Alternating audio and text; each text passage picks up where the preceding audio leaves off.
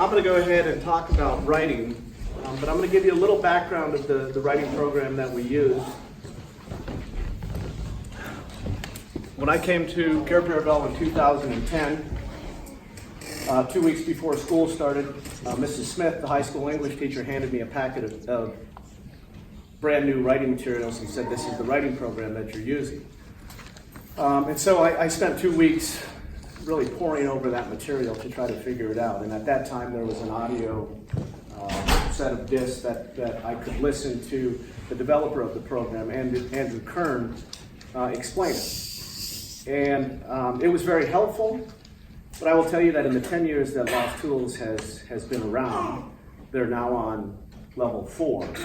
Level 1 has gone through a series of additions, and it's just gotten better and better and better. I love Lost Tools of Writing, and primarily because it's not just a writing program. I feel it's more of a thinking program than it is a writing program. It causes students to learn how to think more deeply about the stuff they're reading, not just in my class, but in literature, in Bible, in science, in logic. It helps them think more deeply about it, and it does that through asking questions. So the packet that you have in front of you, it's a lot of information, and I'm not going to teach you how to do Lost Tools today. That's not my objective. My objective is to give you a general overview of how your children are learning to write right now in this particular program. Mr. Barron talked about where your kids are at developmentally and how learning to argue is part of their sort of DNA right now. Well, in classical education, the logic phase of education has a lot to do with persuasion. And that's the kind of essay writing that they're doing right now. They're learning how to be persuasive. And so what Lost Tools does is it takes, Aristotle and Cicero said, if every writer could solve 3 problems that we seem to have, we could be better writers. And the first problem that they said people have is coming up with the stuff to say. What do I say when I want to write? The second problem is, once I have that stuff, what do I do with it? How do I put it in order that makes sense? And the final problem is actually presenting it. And in middle school, that means standing up at a podium in my classroom and actually presenting it to their peers. And not only presenting it, but also defending it, and taking questions from the audience and from the teacher, and having to speak from an informed perspective about what they've written. So from an early on stage, and I think if you've graduated from Cair Paravel, or if you've had children, older children who have gone through, and you know that Good Life speech in their senior year, this is not to toot my own horn, but prior to coming to Cair Paravel, I don't think middle schoolers were forced to make formal presentations on a regular basis. They maybe memorized poems, and they maybe recited them. But here they're having to take an essay that they've written, and not just a simple essay. You may recall that I went to your child's classroom last year when they were in 6th grade and introduced the program to them, and they learned how to write a rudimentary essay. Probably the most boring essay they'll ever write in their life. And it's by design.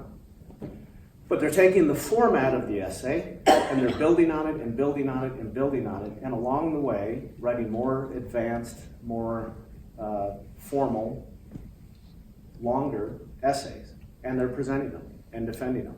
So they're getting better by practicing and rehearsing. The number one fear that most adults have is public speaking. I don't know if you knew that or not. It is. Some people are deathly afraid to speak in public.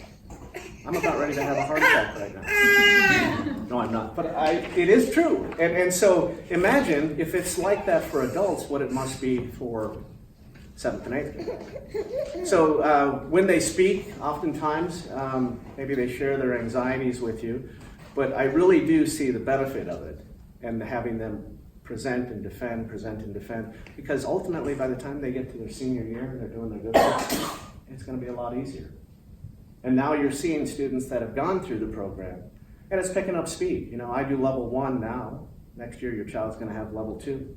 Dr. DeWalt does level 3, and they're bringing in level 4. And it just keeps getting more advanced. It hits different types of writing. Actually, this program does a comparison essay at the end of it. So they learn how to do that. It's not just persuasive. But that's what middle school does right now. They're learning how to persuade. Later on in the rhetoric phase, they'll do a different kind of essay. So the packet that I've given you is designed to give you a general overview of what your child's doing to come up with the stuff to say, to solve that first problem. What do I say? And then what they do with it once they've come up with it. How do they arrange it? And then the final one is presenting it well, or presenting it in a way that makes sense. And that's called the elocution phase. So there's three, they call them canons: invention, arrangement, and elocution. And so what we're doing in the program is helping them solve those three problems through coming up with what to say. And so that's what I want to talk about first is, you may have heard the term A&I. How many have heard that? A&I. I've got to do an A&I. A&I it's not a fancy word. It just simply means affirmative, negative, and interesting. So the first page, page 1, if you look at that is the rudimentary essay, complete with the outline below. You'll see rudimentary persuasive outline. This is the essay that I came into the classroom last year and introduced to your children. They were reading something in 6th grade at the time, and that's what we tried to write an essay on. And at that time, in helping introduce the A&I had some butcher paper up on the board with an A and an N and an I. And what we talked about is just what are, well, let me back up a second. So level 1 uses The Lion, the Witch, and the Wardrobe as sort of the sample that they talk about in each of the essays as they go. There's always a sample essay and there's always a sample outline. And so how students start writing this, they simply ask a question. Just a question. And so the question is, should Edmund follow the White Witch? And so most of them are familiar with that story, and so it's a question they can relate to. And as we read other things, we ask questions about everything we're reading. Should Jody have been allowed to keep the fawn? Should Matt have followed a teen's tribe? Should Wesley have gone back from America to go save Buttercup? And if they've read all those books, and most of them have over the summer, they're writing about those things that they know. So we start off with a question. So should Edmund follow the White Witch? I don't know. I can say yes, I can say no. But that doesn't give me a lot to write with. The key is in then turning that question into what we call an issue. And so an issue just simply becomes that question, except I get rid of the question mark and I turn it into what we call an issue by adding a whether word. Whether Edmund should follow the White Witch. Well, now it becomes a far more complex issue. It's not just a yes or no answer. So whether Edmund should follow the White Witch, the A&I now becomes my collection point for affirmative reasons why Edmund should follow the White Witch, negative reasons why he shouldn't, and the I column simply stands for interesting. Not interesting to me, interesting to them. Okay, that's good, but how do they get the stuff to put on there? How do you come up with the stuff to say? So, turn to page 2. Introduction to the 5 topics. In a nutshell, each of these areas, comparison, definition, circumstance, relation, and testimony, all are used as springboard questions to ask about their issue. Who is the White Witch? Well, she's Queen of Narnia. She's powerful. She's vindictive. I go down the whole list of things that she is. That goes into my A&I. And I'm asking the question, okay, she's powerful. Is that an affirmative reason or a negative reason? Well, I don't know. Edmund doesn't like his siblings. He's fighting with them. He would love to, and as she offered him, to be a prince. So I think it might be an affirmative reason. So I put it in the A column. And I keep going through these questions and asking them about my issue. I define my terms. And as I instruct your students on doing this, we'll ask one question about defining terms. Who is the White Witch? And you'll be surprised, we can get 10 things in our A&I like that. She's a giantess, she's evil, she's a witch. Well, the fact that she's a witch, is that a good thing? I don't know. They're the one that makes the decision. It's their essay. So they say, she's a witch. That's a bad thing. That goes in the in column. And we get all done with these. I put an arbitrary number on that. I say, let's shoot for 20 A's and 20 N's. The I column it's a catch-all for things that I think about, but I don't know if they're affirmative or negative. It's a holding place. So I put them in there. And as I think more deeply about it, as I get down to the end and I see something in the I, and I say, you know what, maybe that is an affirmative. I take it out of there and I put it in the affirmative column. But if you look at these questions, just defining who or what is the White Witch, who or thing is Narnia. There's a whole lot of answers you can get from that. The student determines if those are affirmative reasons or not. One of my favorites is the circumstance question. Circumstance. What's going on or what's happening in that time and place at the same time and place somewhere else? And we draw concentric circles on the board. And the middle of those circles is my issue, whether Edmund should follow the White Witch. And I pan back from that and I say, what's going on right there? Well, he's alone. He's in Narnia. He's got a house coat on. He's freezing. All those go on my AMI. Those would be great reasons to follow the White Witch. Crying out loud, she had a fur coat. It's really warm. She made Turkish Delight out of a green potion. Maybe that's an affirmative for you, but some kids are thinking that's a little freaky. She made green potion turn into Turkish Delight and made hot chocolate. They put it in the end. So you see the pattern here. I'm thinking more deeply about my topic. I'm not telling my teacher, well, that's right or that's wrong. I'm not telling your student, you shouldn't think about it in that way. They're thinking about their topic. And when they're all done with that, the next step is arrangement.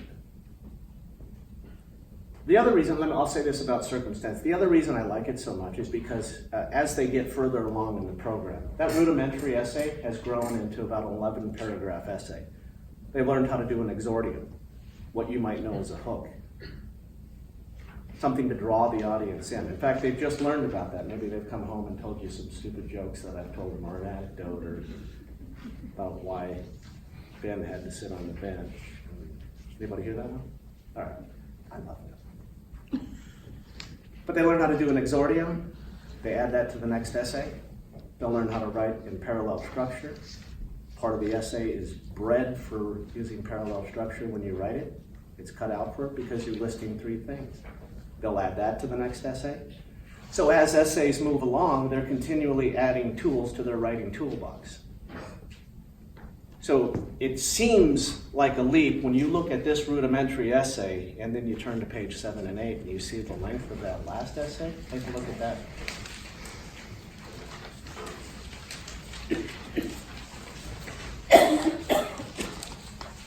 And it goes on the back.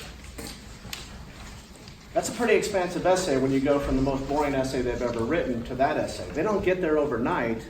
It's step by step, and they learn the tools a little bit at a time, and they pack them into their toolbox, and they have to use them every time we write.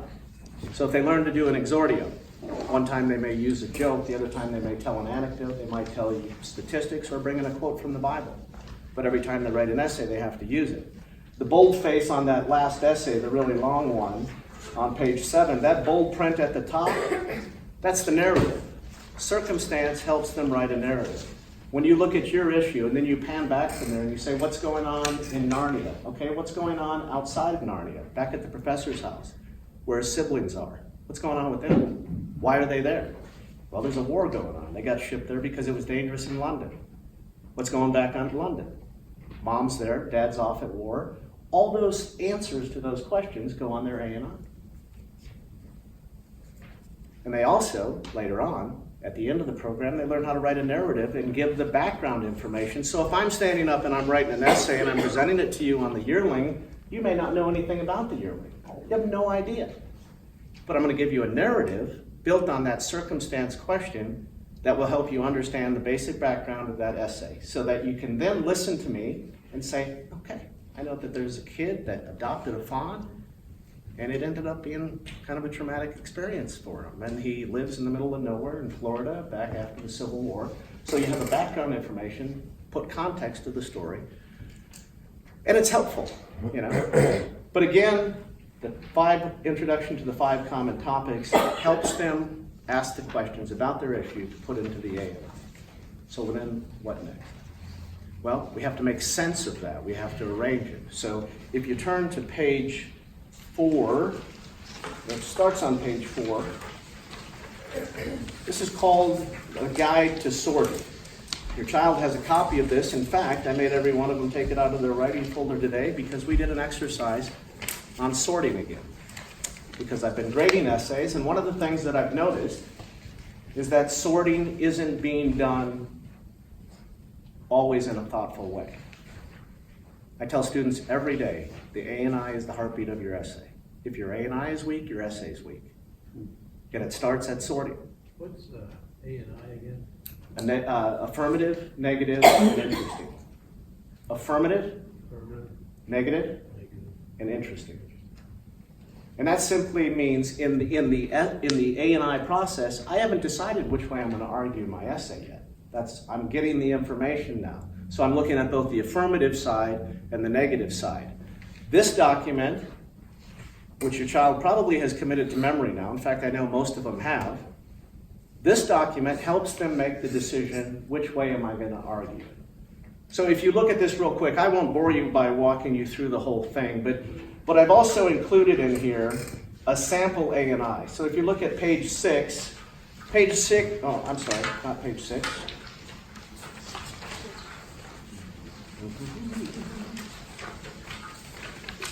Oh, page 3, sorry, page 3. What I've done is I've created an A column of an ANI for you. Okay, so if you can kind of look at page 3 while I'm talking about this sorting guide. So imagine your child, first of all, when they've done their ANI, they should have their 5 common topics out with them, so those questions are right there, and they're asking the questions while they're making the ANI. After the ANI is done, and they've got the 20, and those numbers are important because you have to have enough stuff in order to write the essay, because you've got to have proofs and support, topic sentences and supporting sentences. So they have the sorting guide now, and you go down the list here, and it's very, very formulaic. Place a symbol, such as an @ or a $sign, by the first item in the column. So whatever the child wants to put next to it, they go to "She was the Queen of Narnia," and they write a symbol next to it. And then if I'm following the sorting guide, it tells me go down that list, and everything on the list that gives you the same thought of "She was Queen of Narnia," give it that same symbol. So I simply go down the list. And if I read that and say, would have had a big army, she would have had a big army. I think that relates to being Queen of Narnia. Queen of Narnia has a big army. She's the queen. She probably has an army at her disposal. So I put the same symbol next to it. And I continue on down the list until I get all the way back to where I started. And if you read the sorting guide, it says now go to the next item on the list that could be a member of its own group, a new group, and give it a new symbol. And I repeat the process. I go down the list again and I give everything that elicits that same thought that I had for that thing, I give it that symbol. And I do this until I'm entirely done sorting everything that could have a symbol or be in its own group. The way you finish the sort, and this is what I say is really kind of at the heart of it being the source of a good essay, is now what do I do with all those symbols? Well, the sorting guide tells you that you then take the symbols. So if I put a triangle next to that first one, I now have to give a summary statement or a bullet statement to the symbols. So what, as I look at my ANI, what do all those triangles mean? It's up to me what they mean, because that summary statement that I give that symbol becomes my proof sentence in my essay if I choose to use it. Now, I encourage students to try to come up with 5 symbols. That means they've given answering those questions in the 5 common topics. They should have asked enough varying questions to come up with 5 symbols. And so when they're all done with that, they should have 5 symbols, 5 summary statements. That's the goal. Does it always happen? No. But that's the goal we shoot for. Because then I get to decide, let's say we're going with the A column, which one of those 5 symbols will help me support my essay in the strongest way possible. I choose them. They choose them. I don't tell them what to do. So they say, you know what? That's a strong point, that's a strong point, and that's a strong point. So I'm going to go with the diamond, the dollar sign, and the hash mark. Those then become the proof sentences, the proofs. Now, they may not be worded in the same exact way as the summary statement they give it. They might add to it and embellish it. But again, Lost Tools, one of the beauties of it in the early learning process is that it's pretty formulaic.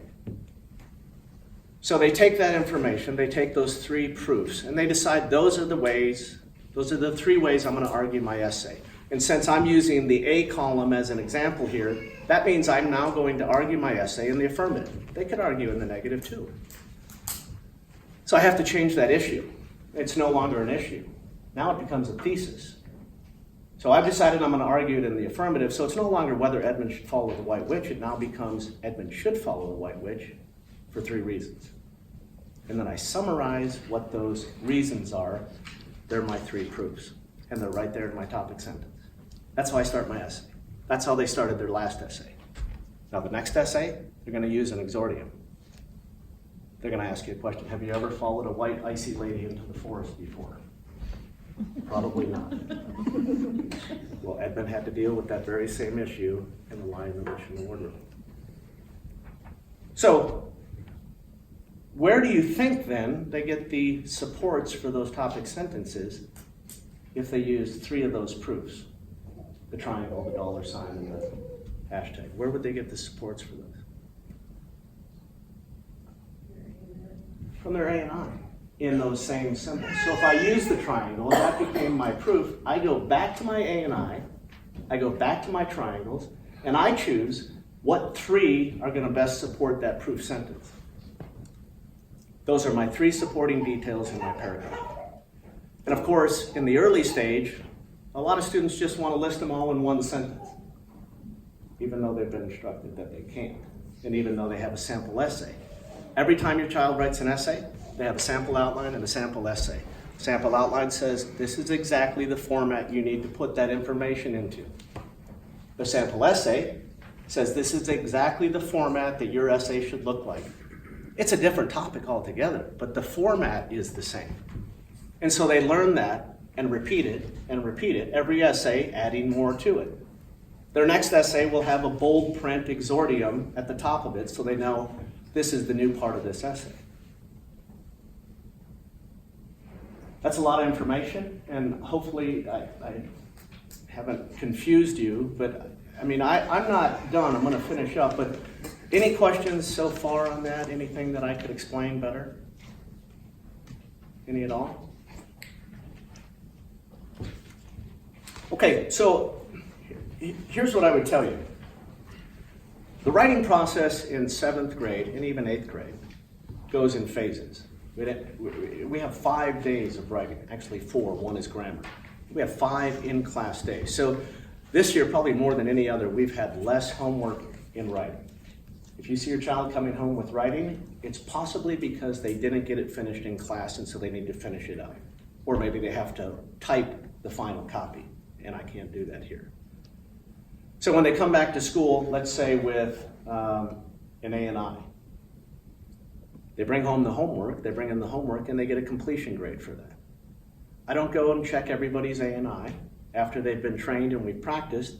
I trust that they've listed the things that need to be listed. I trust they've used the tools I've given them, the 5 common topics. This weekend, when I was grading essays, I had a few questions.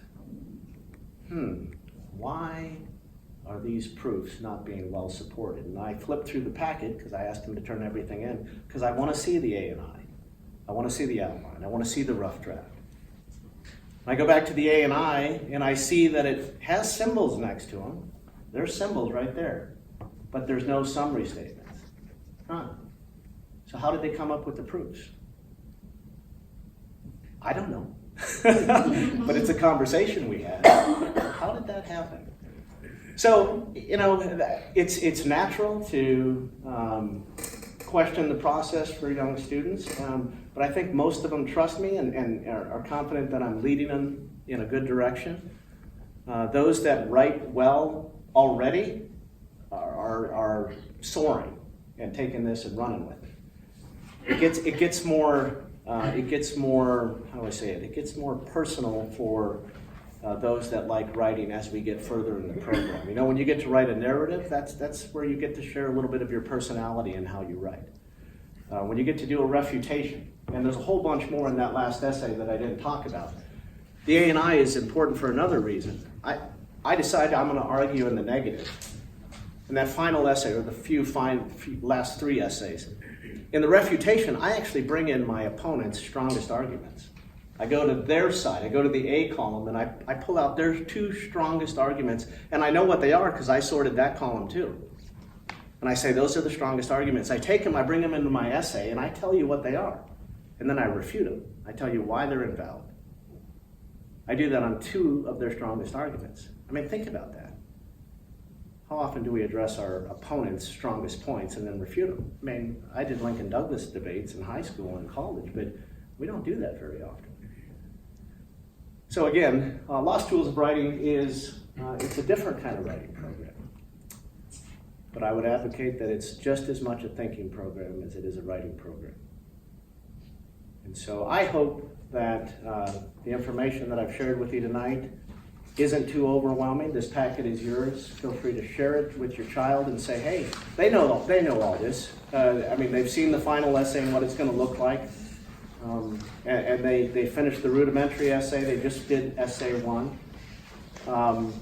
Today we took this A and I, this A column that you have, and we went through practice exercise on I went through resorting again, how to sort, went back through it. And it was the most amazing experience because what I did is I had them sort, and then after they were done, I started at the top and I said, I'm curious, I'm going to read the first one, She Was Queen of Narnia. Okay, so everybody gave that a symbol. I said, I'm going to go down the list, and I'd like you to raise your hand if you included any of the rest of these with the same symbol. And so we came to would have had a big army. About half the class didn't raise their hand. And I said, well, that's interesting. So why did you choose it? And they said, well, you know, she's a queen, she has an army. But I was more interested in the folks that didn't include it, because I included it. So when I started hearing some of those, well, she's the queen, but it doesn't say whose army it is. It's not her army. I don't know if it's her army.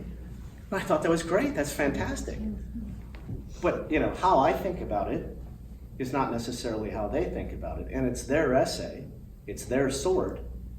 And they have to defend it. So, it's good stuff. Any questions for me? Me at all? Yes, sir. Is there a textbook that they would have with this information in it? They do not have a textbook. Okay. These are reproducibles. Whenever we do use a worksheet, for example, when they do an essay, I give them the sample essay, the outline, and they have that. But it's not really worksheet based or workbook based. Sure, I just mean for reference to some of these, but if you're giving them these, how to sort and all that stuff, I guess that's what I'm asking about. Okay. Yeah, and Searcy Institute is who publishes this. If you're interested in looking at their website, they have some fabulous stuff, and they've come a long ways. Now they actually have instructional videos that walk you through every single phase. Day late and a dollar short, but it's helpful. Any other questions at all? Well, listen, if you ever have any questions, feel free to email me or call me. Your children are really good about asking questions, and I appreciate that. The study halls that we have, Mr. Barron alluded to it, they're on Wednesday and Friday. Those are fantastic. Very rarely do we ever get common study hall times where all 7th graders and all 8th graders have the opportunity to say, hey, I need to go see Mr. Barron about science, or I need to go see Mr. Woolery about writing, or Mrs. Cornwell about math. So it's a blessing, really. Well, listen, thank you for coming. I appreciate it, taking the time to stay here longer. Drive safely, and God bless you.